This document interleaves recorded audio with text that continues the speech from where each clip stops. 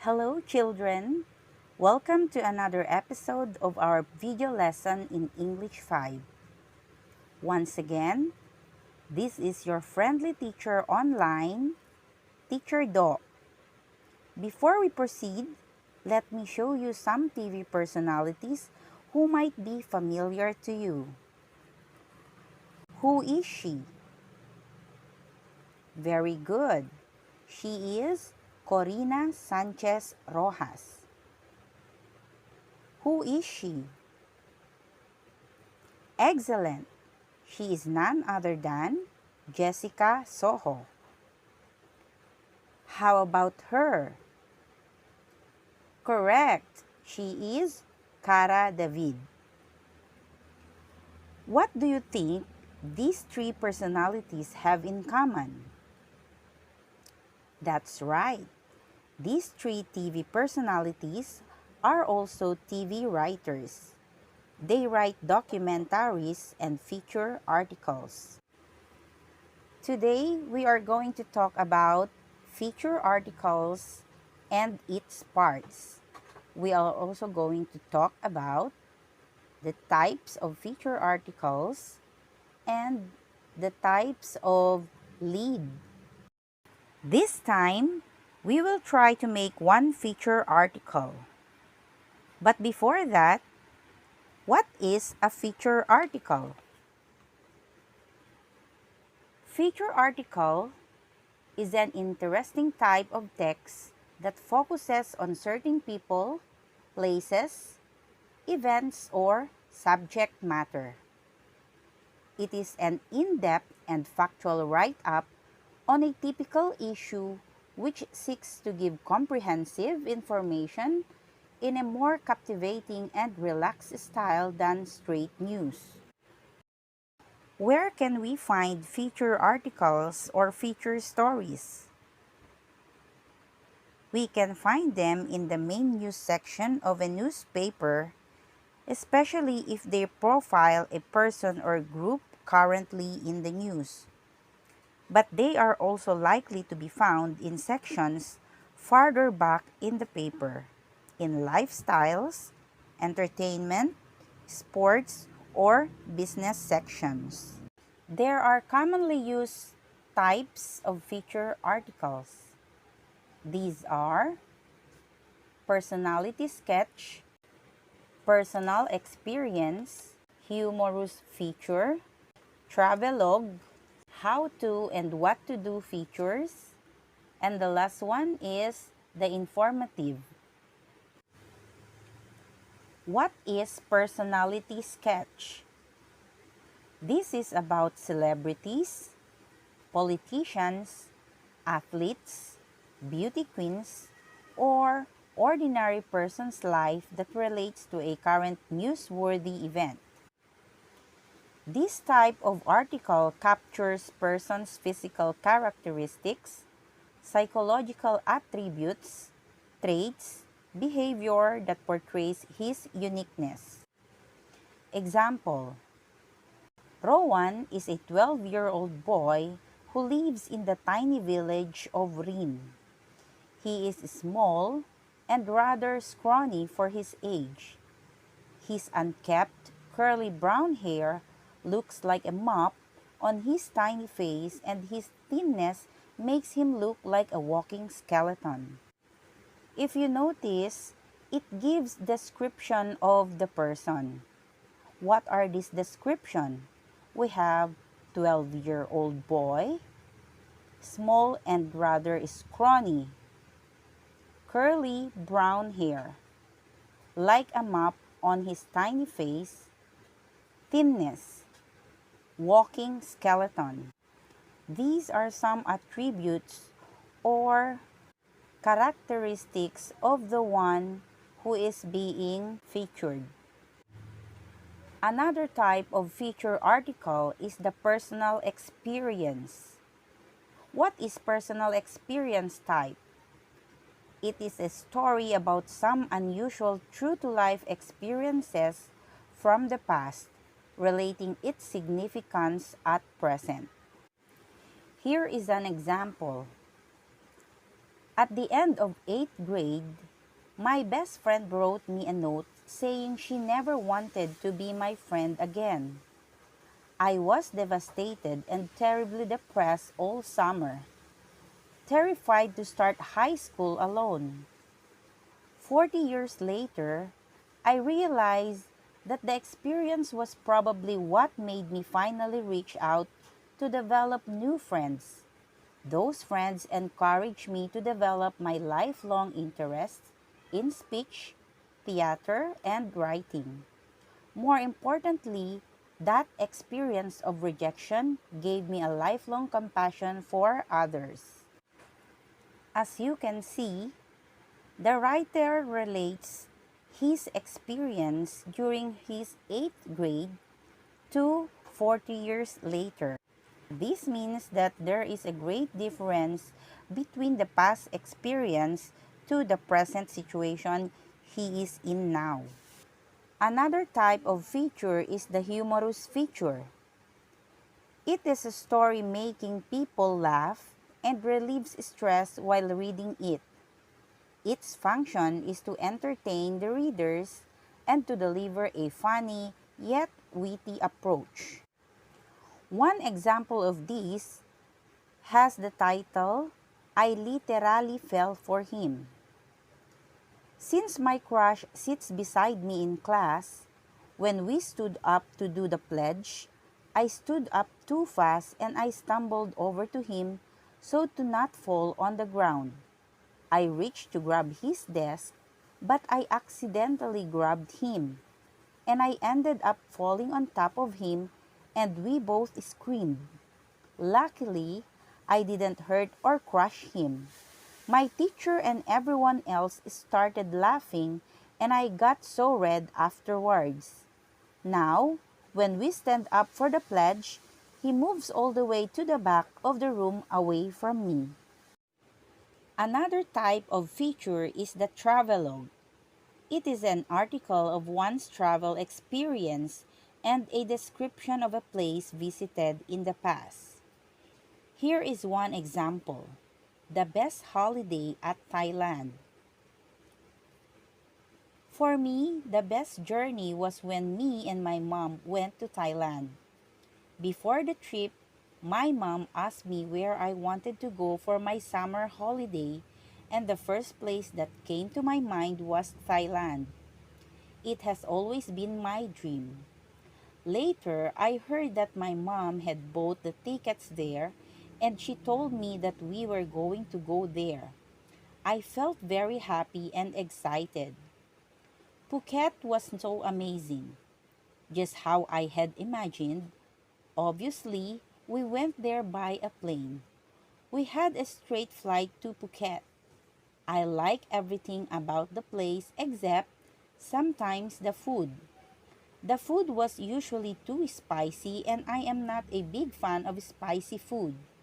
We always tried to order mild food, but still, I somehow always managed to burn my mouth. Our hotel was great. The view from our hotel was priceless. We also went to the zoo.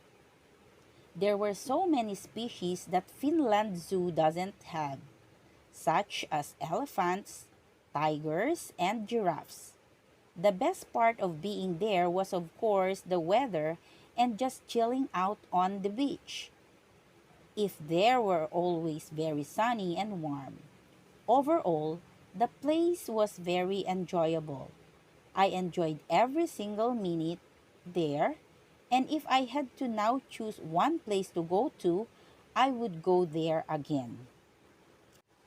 In this type of article, the writer expresses her emotions of how excited she was in her summer holiday. She gave details of the things she saw and how she describes the place. Another common type of feature article is the how to and what to do features.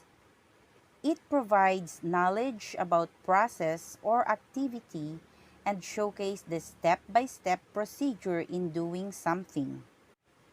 Here is an example. During the coronavirus disease 19 pandemic, Keeping hands clean is especially important to help prevent the virus from spreading. Washing your hands is easy, and it's one of the most effective ways to prevent the spread of germs. Clean hands can stop germs from spreading from one person to another and throughout an entire community, from your home and workplace to children facilities and hospitals. Follow these 5 steps every time. Number 1. Wet your hands with clean running water, warm or cold. Turn off the tap and apply soap. Number 2. Lather your hands by rubbing them together with the soap. Lather the backs of your hands between your fingers and under your nails. Number 3. Scrub your hands for at least 20 seconds.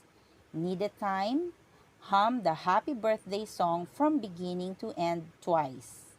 Number 4. Rinse your hands well under clean, running water. And number 5, dry your hands using a clean towel or air dry them. In this type of feature, it doesn't need to be all in paragraph. It could be written on the way the reader can more distinguish how things should be done well. Another common type of feature is the informative feature article. It educates and informs the reader of a certain topic. It typically answers one of the 5 W's and 1 H. It does not express writer's opinion, but inform readers to learn more about the subject. Some examples have the titles How to Travel Solo Successfully, How COVID-19 Spread from One Host to Another, and What is the Most Important When You Travel. Now that you have already learned the common types of feature articles, let's now proceed to parts. The first part is the title or the headline. Number 2 is the introduction. Number 3 is your body. And the last one is your conclusion. Your title. One quality of your title must be catchy. It must grab the interest and attention of the readers. Another part of the feature article is the introduction. This part is what we call the lead paragraph. It is considered the most important part since it sets the mood and grabs the attention of the reader. The third part of the article is the body. The body is the organized details of the story.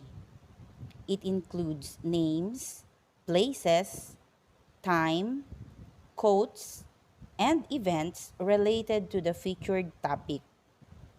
Details are usually divided into sections written in paragraph.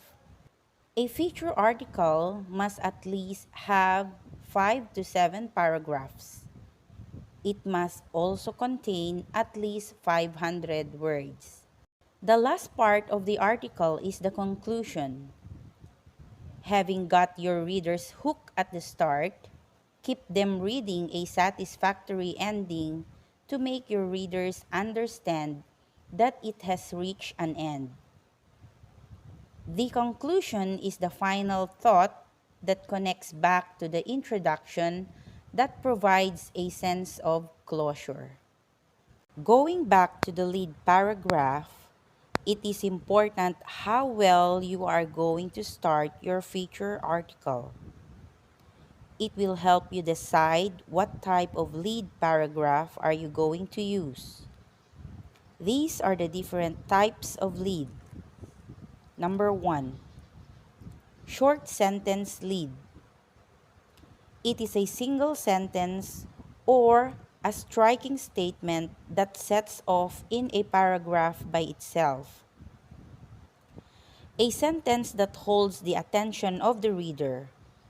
This sentence contains what topic is all about the feature. It can be considered as a key sentence to a wider scope of information.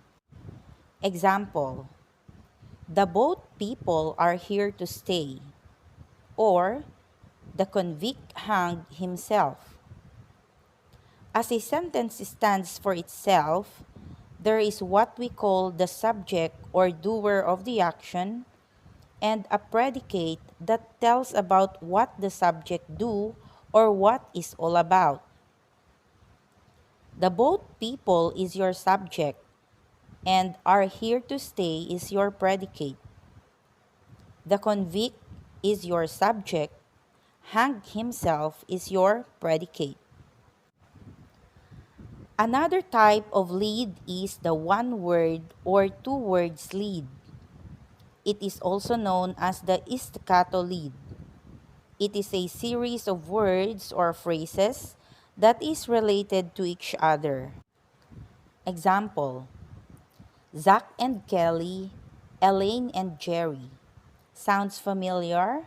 Then you are a junkie. What are in a series? That's right. There is a series of names. Another: a scream, a shot, a splash is here. In here, there is a series of words related with each other. A scream, shot, and splash, having heard it especially at the middle of the night, will make you frightened. So you may use this staccato style to start your paragraph. The third type of a lead is a parody lead. It is considered to be one of the favorite among learners. It is easily recognized because it is based from songs, poems, expressions, movies, or literary pieces. Example: as I soar up high to reach the blue sky, I know in my heart that you'll keep me gliding, for you are the wind beneath my wings. Wind Beneath My Wings is based from a line in a song by Celine Dion, which is so familiar around the globe because most people can relate to the message of the song. This is why some writers extract some lines to be used in their lead paragraph. Another type of lead is the quotation lead. This may be direct or indirect quote used at the beginning of the lead paragraph. Example: people usually have two completely different opinions of what my life must have been like growing up, said actress Jolie Fisher. Words or statement enclosed with the open and closed quotation are direct quote from an actress. This quote may relate to the topic of the reader. That's why he can make use of a certain quote from a known personality. Like for instance, if you want to write a feature article about educational system in the Philippines, then you can use some quotes from famous people like Aristotle, Einstein, or Nelson Mandela. Here may be some of the quotes that you may use to start your lead paragraph. The fifth type of lead is the question lead. Question lead is an answer to a question which is the basis of a news story. Example: who will reign as Miss Universe this year? Or, are you looking for some places to go, delicacies to taste, or scenic views to see? Cagayan must be one of your lists to visit this summer. The statement will lead you to elaborate and tell more about the answer to the question. Another kind of lead is the descriptive lead. It paints a picture in the reader's mind with word pictures, words that shows, not tells, and captures moment verbally. Here is an example. A sound of silence was broken by the call of a flying bird scared by a sudden explosion. This type of lead helps the reader to imagine how things happen because descriptive words such as sound of silence, call of a flying bird, and sudden explosion are used to create a picture of a scene.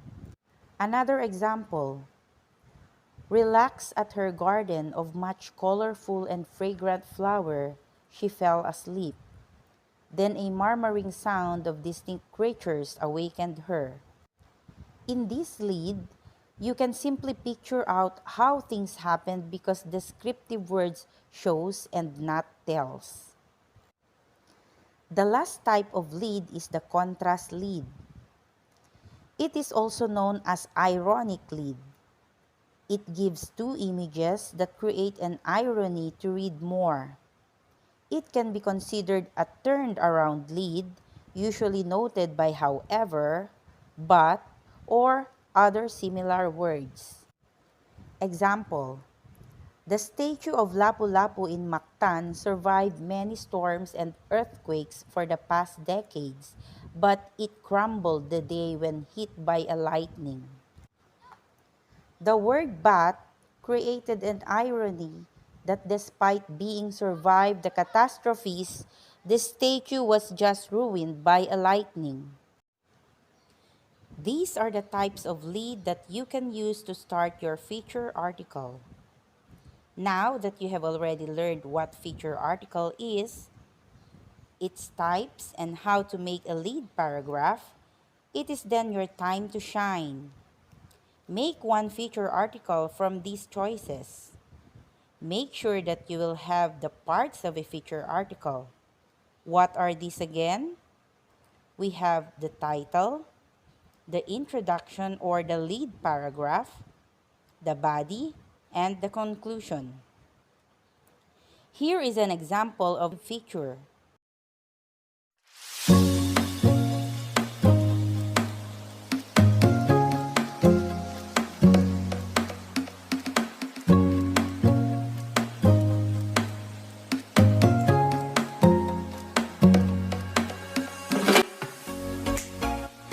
If you are looking for more places to go, delicacies to taste, or more scenic views to see, Apari must be one of your list to visit this summer. Apari is known by its geographical location near the shores of mighty Babuyan Channel and the banks of Cagayan River, granting sea products to be its richest. If you wish to go shopping, newly raised malls like Novo, City Mall, Save More, and Town Center can be a hop away through tricycles, bikes, or motorbikes that are visible in any corner around the town. If you are a person who loves to go for a walk, you will be amazed of the spectacular spot on the western side of the town, capturing the beautiful sunset of Punta Pied.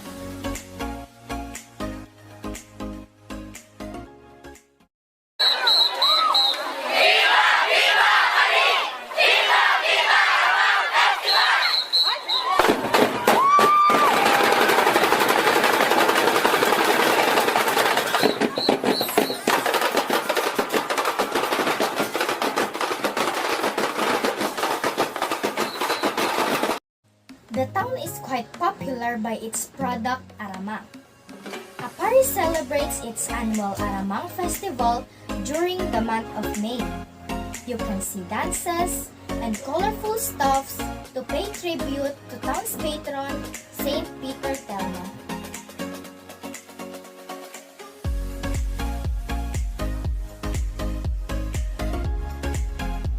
Being near to waters, it is more appealing to spend family picnics in shores of Punta, Dodan, Padaya, where you can feel the calming breeze of the sea.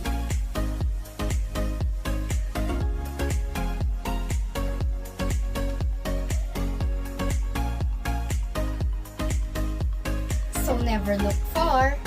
Come, enjoy here. Choose Apari.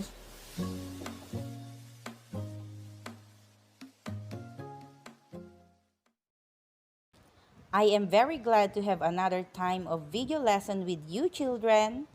I hope you've learned something from me, your friendly teacher online, Teacher Do, saying thank you and see you next time. Bye-bye! Went away. You've been spending